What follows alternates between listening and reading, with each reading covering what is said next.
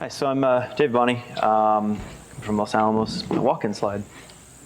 All right, so we've gone over for the past couple days, talking about all sorts of storage technologies, things like that, how to leverage them.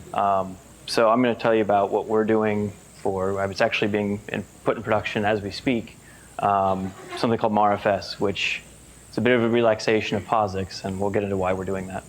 And if you're not familiar with campaign storage, computing campaigns last for a year or two, and we like to keep big masses of data around for that period because the computing campaigns might need those at any time during that computing campaign. So just level set there. So I hate overview slides, but I got one anyway. So I'm going to go over what the problem is, why we have a problem, what do we think we need, why we can't use what's already around, an intro what MarFS really is. It does work. So I shouldn't say how does it work or why does it work. It does work. We're still expanding it daily. So then we'll go into the current status and what we're working on in the future for MarFS in the next couple of years kind of time frame. So this is shamelessly stolen from one of Gary's talks. I recolored it, not intentionally, into cold to hot. So on the left, we've got our traditional tiered storage system. We've got memory. It's really fast. Don't have much of it. Parallel file system is bigger, but we call it scratch. Everyone they rely on it. That's what it is it's the reliable storage tier. And then you've got the archive. But as we move forward with bigger systems, we've got Trinity coming in 4 petabytes of memory, or 2 petabytes of memory, 4 petabytes of burst buffer. The problem is that the parallel file system couldn't keep up and still be stable. It's hard to scale it out. You're buying way more capacity than you need just to get bandwidth. And as we move down the stack, the archive can't feed the parallel file system. If the parallel file system ever crashed, we can't put the things into the archive fast enough. We can't get them out of the archive fast enough. So the numbers here on the right are actually kind of optimistic. We don't have tens of gigabytes per second to our archive. I wish we did. We do have about a terabyte per second to our current parallel file system on Trinity. The burst buffer is some order of a handful of terabytes per second. But the gap between a small number of gigabytes per second to a terabyte plus per second is vast.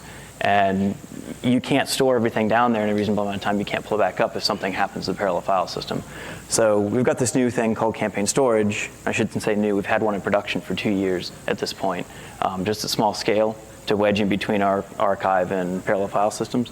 But I'm specifically talking about this level of campaign storage at the big scale, our big systems like Trinity, where we're looking for tens to hundreds of gigabytes per second of bandwidth for near term, longer than Scratch, but shorter than archive. We don't want to store it forever.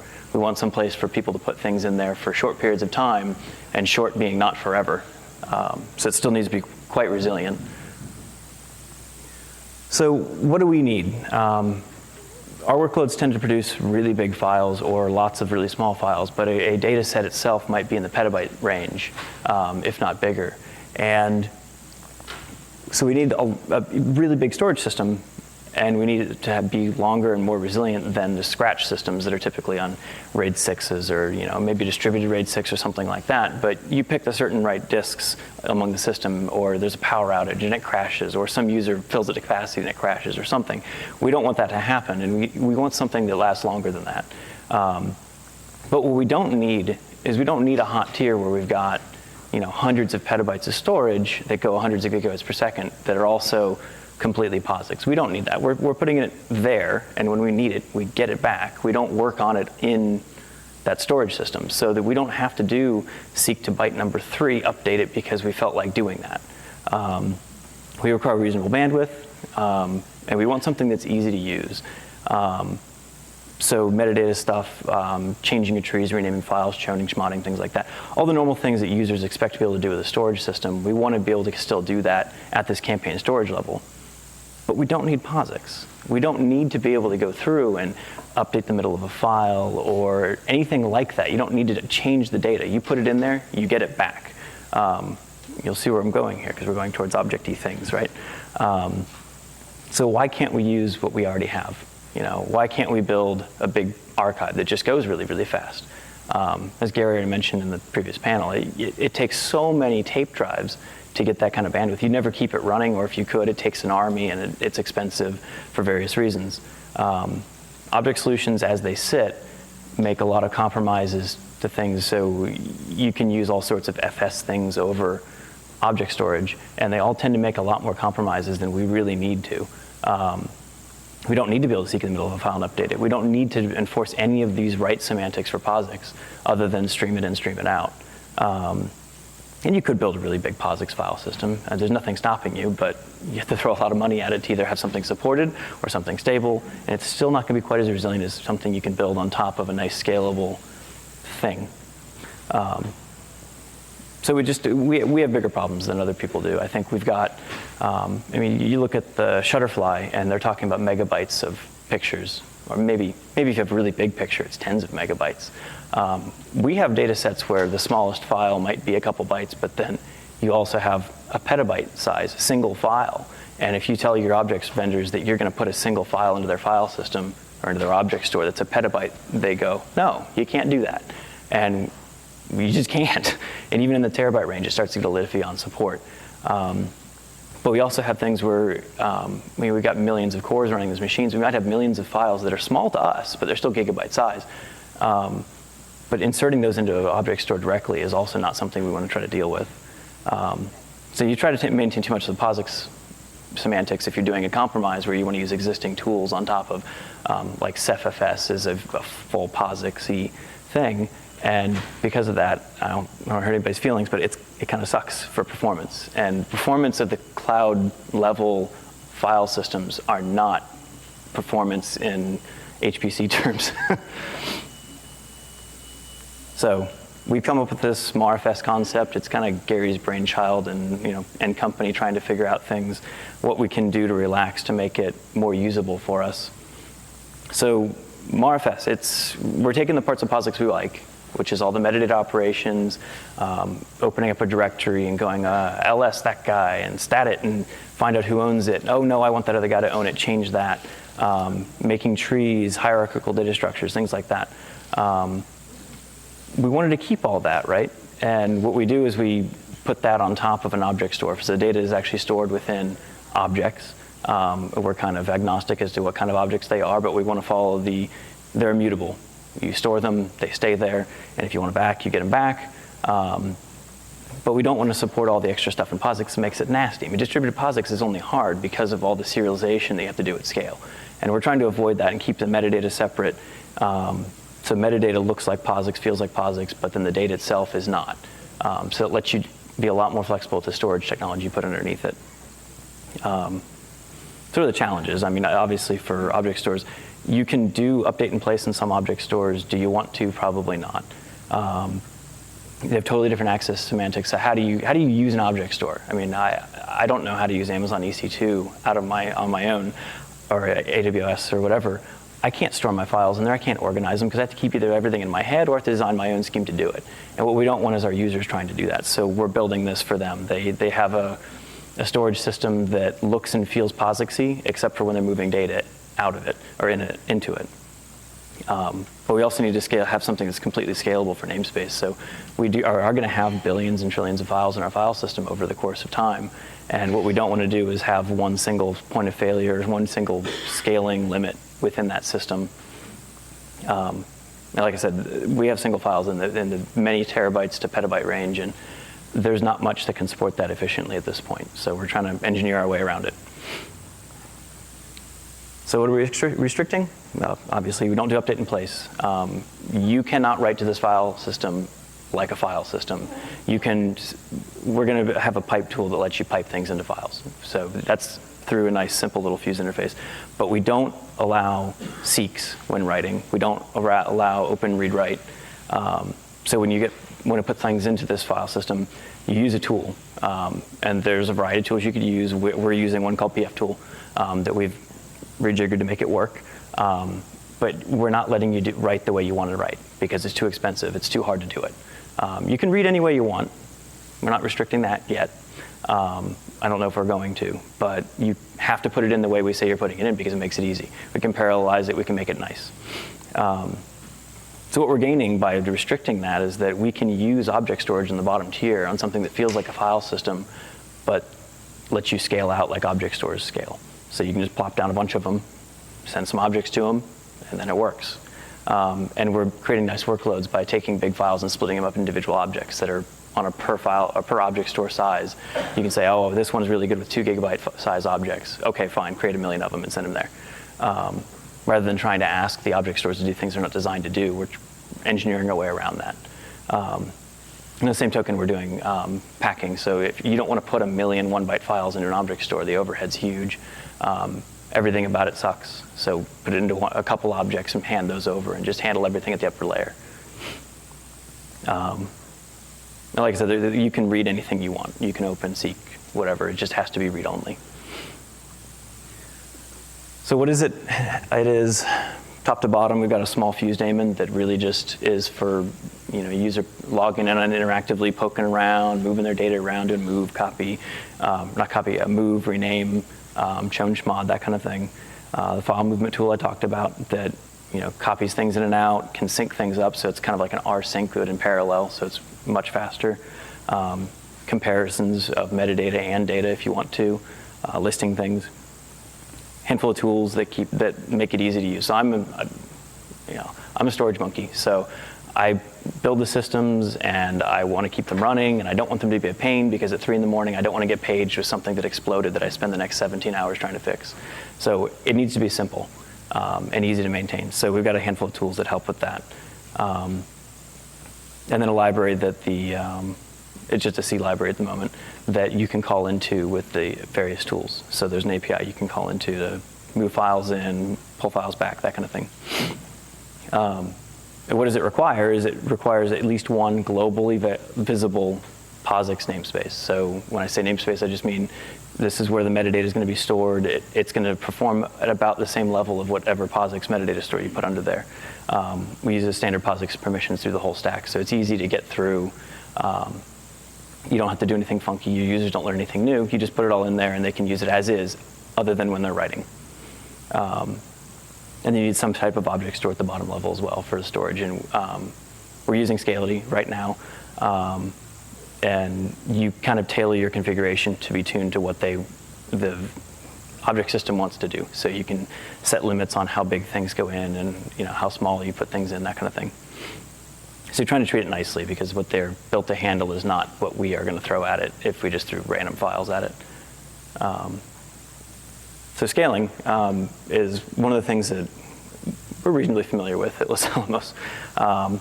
So we didn't want to be stuck in a situation where it got painful to manage the system or painful to scale it when we're trying to do some workloads. So designed into this, and we'll get into the details in a little bit, is for individual directories and trees within the file system, you can scale it n ways. So n is a number of POSIX file systems you're sitting on top of. So if you have 100 trees, you can have 100 completely separate POSIX file systems serving out that metadata, so one workload on one does not affect another. And then there's M-way scaling within directories that we have planned, we're working on that now, where you can have, even within a single tree, within even a single directory, sharded metadata that splits out among multiple metadata servers. So if you want to put 1 billion files in a directory, please don't, but we're trying to make that work too, because we might have some applications that will do that. And we're extracting the directory metadata to the point where it doesn't have to be in a POSIX file system anymore. So we're trying to make it modular, and you could put things like key value stores, things like that underneath to handle directory structure and still have your files, the actual metadata for the files hosted somewhere else or within the same key value store in the future. So we're using GPFS. GPFS from an admin's point of view is awesome for trying to figure out what you want to do with the data, because you can generate lists. I mean, we can troll through our entire 500 million files in the order of a minute or two to pick out the ones we want to do something about. And that's powerful when you have to find those 15 files that have the wrong attribute somewhere that you broke because the power went down mid-write. So it's manageable, and that's what we don't want to have, is an unmanageable system, because then eventually it gets neglected, and eventually it breaks, and then 3 on the clock, you get paged.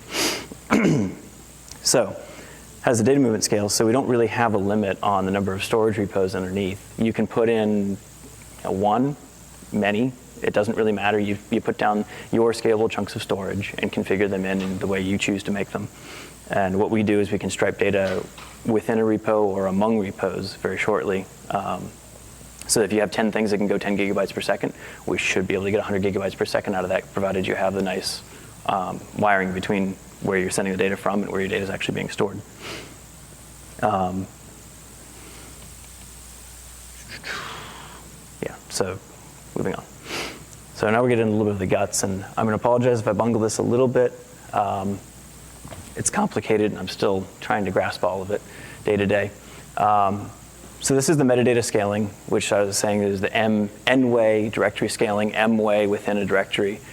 Do you have a laser pointer handy? Anyone? That's not a big deal. I won't jump off the back, don't worry.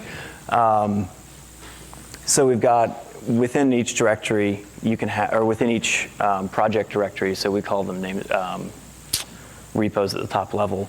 You'll have project A through project N, whatever, number of namespaces, and those all scale independently of each other.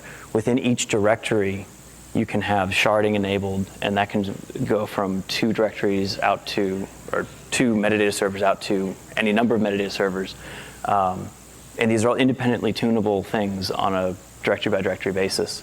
So we're trying to engineer our way around. Oh. You can't turn it off without turning the flashlight on. So oh, cool. So cover with your finger if you don't want to blind anybody. Yeah, okay. Push the button a couple of times. So within a directory, you've got sharding here, and then as you go down into the directory structure, within one directory that's sharded, it might be across a bunch of these other metadata file systems. And then we have a hash that distributes your files among them, and that should be reasonably uniform.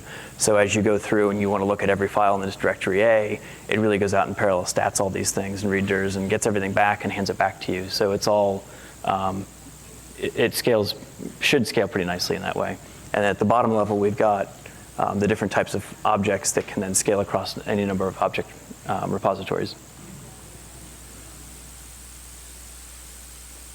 So the internals of how we store things, so we've got 3 different classes of files. So we've got Uni-Files, which are individual files. They happen to be the nice, easy sizes that object stores like. So as it sits, we're on the order of, tens of megabytes to gigabyte size. Those are the things we want to just stick in the object store as is. They're nice, they'll treat it nicely, they're easy to get back.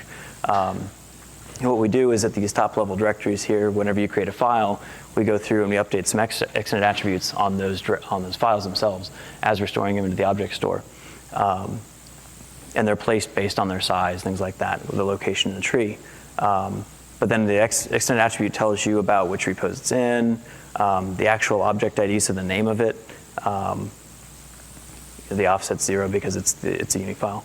The size of the chunk, there's only one chunk, number of chunks, things like that. So that's all contained within the XAdders on the file. So you do have to have XAdder support on your POSIX file systems for the metadata at least. But these are the nicely sized files. They just get jammed in there as is. This is how most file system overlay things seem to work for files. So if you go get GPFS or Spectrum Scale, their object interface, as I know it, is file per object. So once you get to a certain point, I imagine it just stops working, but we haven't actually tried that. I imagine that once you get past the level, I think they use Clever Safe by default now, a couple terabytes, and then it falls over and dies. If you put a petabyte in there, it's either going to error out or crash before it finishes anyway. To solve that, we have multi-files. So multi-files are anything that are bigger than the size the object store supports or supports efficiently, and this is tunable. What we do is on a regular basis, so say 2 gigabytes, we take a file, it's a petabyte size, and chunk it up and throw those objects individually into the object stores. So we bypass any scaling limits they have in terms of file size, and it's efficient. You get more bandwidth that way. It lets you stripe across multiple repos among multiple object stores. And we just generate the object IDs. There's an offset within that, so it's a generative thing. As soon as you fire off the first one, you can then generate the names for all the other ones and jam them into object stores in parallel as fast as you're willing to go, or as fast as you're willing to beat up the object stores.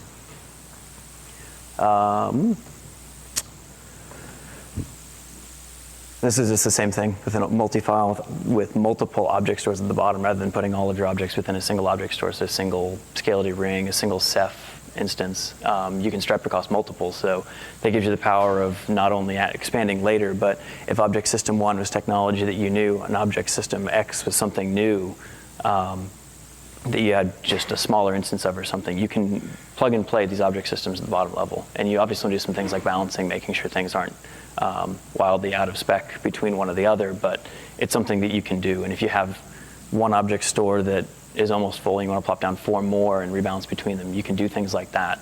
But striping across them for bandwidth. So it might be that a scalability ring goes up to some size, and then it kind of tailors off performance, and then you just want to split it and have 3 of them out of the same hardware. You can do that too. And the interesting one is the packed files. So I was saying that, the billions of little files that we have a archive system in our open environment that has 500 million files, and something on the order of 100,000 of them take up the majority of the 9 petabytes. And then the rest of the 400 million files are all itsy-bitsy little things that nobody wants to have to deal with, and you don't want to try to jam all of those individually into object stores. They aren't designed to handle millions of little itty-bitty things, and they certainly don't do it quickly. So we have a packer that goes through and picks up all these files and just puts them in directly. They don't get staged anywhere. They come from the source file system, packed, and then thrown into the object store on the fly. So we don't ever treat the object stores badly if we can help it. So where are we now? We actually just finished our open science runs on Trinity, and we had a 4 petabyte scale system running on top of Scalability. It was a handful of gigabytes per second, and other than some edge case bugs that we found with our programming on the way, there weren't really any major incidents. Everything worked as expected. Users, once they figured out the semantics of how to use the system, we initially had writable through Fuse, and that we learned very quickly we should just turn it off, because rsync, even though it sounds like a nice workload, it is not an open, don't seek anywhere workload in any way, unless you play lots of tricks and stage it out somewhere else and then tell it to finally move it. It's not worth it, and users don't get there they expect. So moving down the path of having the Fuse file system that sits over top of all this, allow piping into single files. So you're guaranteed it's sequential, you can't break anything, and then just turn off all of the write access other than through the tools. And the other system that we're currently deploying now, actually this week, people are working on it still, is about 30 petabytes usable. It goes about 30 gigabytes per second, and that also uses Scalability Ring for now. And the parallel movement utility doesn't pack on the fly right now, but that's one of the high priority things for it. So we don't beat up the object store any more than we have to. And future work, so I said that like we already had it, but the indirectory scaling, the sharded metadata, that's what we're currently working on. It's not in the production version yet. Right now it's, you put 100 million files in a directory and it's going to be painful. Don't do that. Compression and encryption within MarFS itself is something on the roadmap. Data protection within MarFS is something that we're looking towards in the shorter term. So if you have an object store that you stand up, and actually the Shutterfly guys do this with their 3 copies. Their third copy is their experimental thing. They're trying to figure out whether that thing works for them. We're going to be able to put in dual copying within MarFS, so you'll transparently behind the scenes synchronously, so we don't get out of whack and have to do a whole bunch of management for the data. Put 2 copies out on 2 separate object stores or 2 separate repositories for data, so that one of them falling over because it's experimental isn't the end of the world, and you didn't just lose every single thing you've ever saved. But we are relying on the bottom tier supporting and protecting our data at this point. So with Scalability, we're using their erasure coding. You could use Ceph erasure, any number of different things. But we're looking at putting erasure on top of that, so that within MarFS itself, say you've got 10 different repos, 2 of them dedicate to parity, or not even dedicate, I shouldn't say dedicate, but have an 8+2 even at the top level, and then no matter what it does at the bottom, you still got that extra protection tier at the top, because we don't want to lose data. Yeah, you can technically regenerate it, but it means might be pulling things back from archive, and they're really big data sets. We're talking about hundreds of petabytes here over time, and we don't want to have to regenerate if we don't have to.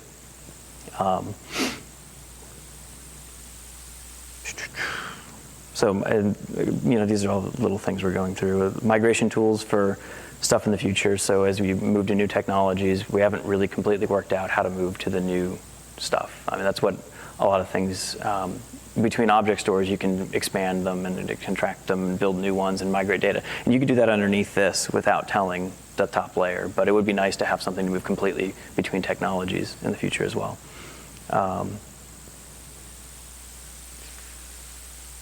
So this is all open source. It is available on GitHub. You can get PF-Tool, which is a parallel movement tool from there, as well as MarFS itself. It's open source. Go play with it, go hack on it, tell us what we broke, tell us what we didn't do right, and we'll try to help out too. And thanks. You can't see it, but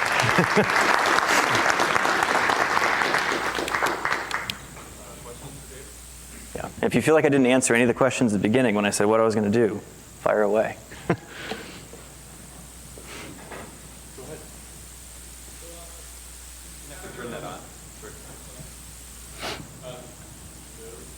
Since you have your own namespace, what is the value add of the object store in the background? So the value they add to the object store is that the users don't have to deal with that object store namespace, right? Well, right, So, no. The value add of your namespace is that your users don't have to deal with the object store namespace. Yes. But what is the value add of the object store itself? Couldn't you just throw any file system or anything that holds bits back there? That's absolutely correct. We're not married to object store semantics. It was only for ease of implementation to start with. They're the ones that have the erasure coding already figured out for the most part. So I want to put it out there, and I want to be reasonably confident that in a year I can get it back. So just a quick question: if you used Luster on top of an erasure coded RAID array or something, would that be even easier or the same thing? And then you just create metadata entries to go back and point to your file system. So yes, you could. That would be a variation of this approach. What you don't get from that is that.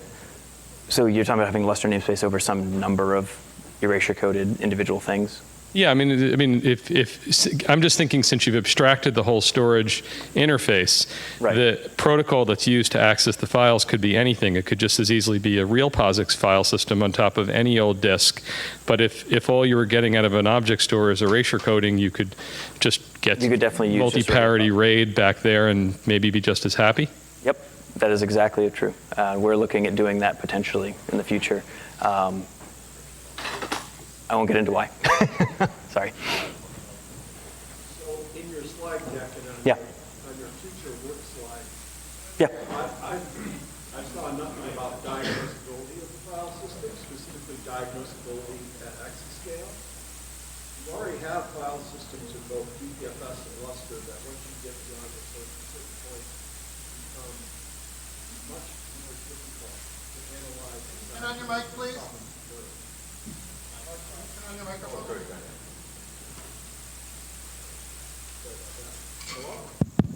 There we go. So my question is diagnosability. I didn't see anything in your slide set about how you can diagnose an exascale file system, at scale. Neither in your future work slide or in your previous slides. And I was wondering, are you trying to address that with this? Are you ignoring the problem, or? Diagnosability as in it's something broke, find out what happened? Yeah, because we already have file systems in both the form of Luster and GPFS that once you get to a certain scale, typical of the national centers, like some of the places at DOE or National Science Foundations, that diagnosability becomes a horrendous problem operationally. Right. So to deploy a technology without operational considerations can sometimes have dire consequences. Right. So my counter to that would be that we're not really building an exabyte scale file system. We're building a whole bunch of little blocks together that appear to be one. So within these namespaces, that's, in a sense, a separate diagnosing place, right?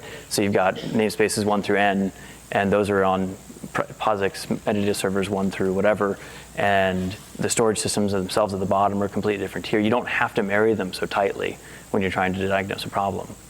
So you just make sure that each individual tier is stable, and you can figure out within each tier what problems are coming up. So it's an exercise left up to the administrator, is what you're telling me. Yeah, and that is me. So okay. Yeah. All right. Thanks very much, David. Thanks.